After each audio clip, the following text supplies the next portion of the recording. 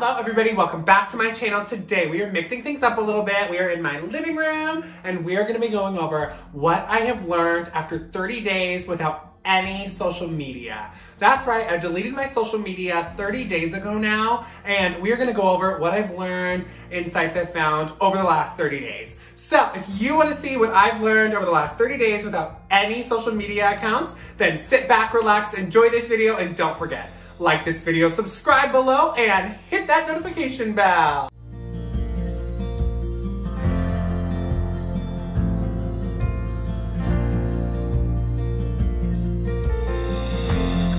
Okay, first things first, I guess I should cover why I initially got rid of my social medias. So I've been going through a lot of changes. I mean, everyone has. Since the pandemic started, a lot of things have happened in my life.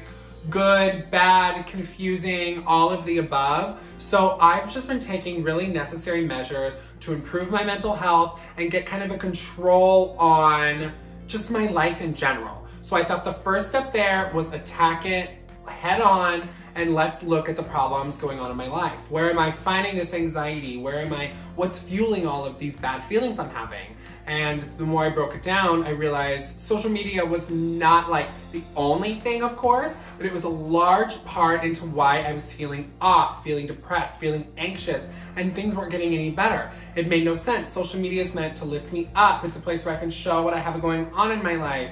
But I found that it was really just starting to hurt me mentally. And so after evaluating it a little bit, I realized it would be best for me if I stepped away for 30 days just to see if I saw an improvement in my general mental health. Now, I want to be extremely clear, I did not think this was going to make a huge difference on my mental health, but if it was going to help ease the anxiety I was feeling even just a little bit, I knew it was worth it. Now, the second reason I decided to get rid of my social medias was my screen time. Wow. When I tell you my screen time was out of control, it was out of control. I was going 10, 11, 12 hours a day of screen time on my phone. That's obscene. I wondered why I wasn't sleeping, why I was anxious, why I felt just constantly overwhelmed. It's because basically all of the hours I was awake, I was on my phone. I was addicted. I was fully addicted to the social media. A like here, giving me a little hit of dopamine, or seeing some new makeup I want to buy, and making me feel even better. Just those endorphins, just all of these good feelings I'm getting from that are then quickly met by really negative feelings, feelings of anxiety, inadequacy. It's a spiraling effect, and all of that screen time was eating up all of the time in the day I could have been being far more productive on things I actually love and that I'm passionate about. So when I realized that my screen time was fully out of control, I knew the only thing I could do was cold turkey, cut the social media out, because that had to cut down on my screen time, right? Wrong. So unfortunately, over the last 30 days, though I have not been on my social media, I'm still addicted to being on my phone, I found. So we scroll through Twitter, we scroll through Instagram, we scroll through Facebook, whatever. I found that even if I didn't have those apps, I was scrolling on just the internet, looking at nothing. I was looking at news, but I was just scrolling, or I was scrolling through my apps. Like, I was literally just scrolling through apps for no reason because I was addicted to holding and staring at this thing and flipping through it. It just felt like I needed to do it. And that's insane. That's insanity, right? I just didn't understand why I couldn't let go. So about 2 weeks in, I realized that my screen time wasn't going down even though my social media use was 0. So I had to force myself to put my phone down. And by the end, I got my screen time to under 6 hours, which doesn't sound that dramatic, but it is literally half of what I was doing before. And my goal is over the next 30, 60 days to cut that 6 hours in half as well to only 3 hours of screen time per day. Now, in total, how did the experiment make me feel? How did it go? Was it difficult? I would say it was maybe difficult to not have my social medias for the first, maybe 4 or 5 days. And then after that, I just started to forget about needing them so often. I wasn't worried about getting a Facebook message because I knew I didn't have it. I wasn't worried about missing something on Instagram because I didn't have it.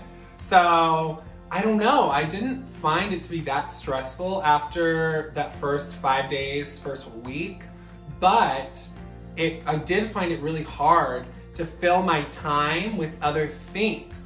Like, I didn't realize that in putting so much of myself into my social medias, I had lost a lot of passion for other small things I was super, super into. I wasn't walking or running as much. I wasn't doing my makeup just for fun anymore. I just wasn't doing that. I wasn't reading as often. I wasn't hanging out with my friends as much. And when I was I really present because I'm on my phone? These are all of these questions I kept asking myself. And as I asked myself these questions, I realized that I was mostly on my phone as like a form of escapism. Even before the pandemic, if I was uncomfortable, on my phone. If I was nervous, on my phone. If I was mad, on my phone. It was a coping mechanism. So this made a little more sense to me, going back to like why I'm on my screen so much, is my phone became a security blanket when I was out in public, or if I was in a situation I was uncomfortable with, I could just pop my phone. I had friends, I had something to do. When in reality, I was just ignoring my feelings of uncomfortability or nervousness, when I could have just maybe said hi to these people I was nervous to be around, or been a little more personable instead of hiding on my phone. And I wasn't just losing this love for hobbies, I was losing my personality, kind of. I'm still a very loud person, I'm very much myself, but I was losing a little bit of this spark that made me me, because I was so reliant on good feelings from the internet to make me feel worth it and to make me feel like me. So without that, without these people telling me who I was, who was I? I had to figure that out. I had to decide who I was now, not how people see me, but who I really am. And that was like hard. That was really hard to do. When you strip the social media away, who was I still? Am I still Blane, or am I a version of Blane? And I really, really had to dig deep into that. But now that I've rambled more and more, the point of that is, after the first week, no, it wasn't difficult to be off the apps, but it was harder being in my head over the next couple weeks. Doing a lot more soul searching, just really addressing things that I had ignored emotionally from my past and my present. I finally found the time and the space in my head, because it wasn't full of all this bullshit, to really deal with it. Okay, so to wrap things up, get to the end of this, I don't want to bore you guys, I've already just sat and talked in my living room. Do I think I'll get back on social medias? Probably not. I really don't think so. If I do, it'll be quite a while from now. I've enjoyed the break and being able to go online and look at reputable news sources and just not hearing bullshit all the time.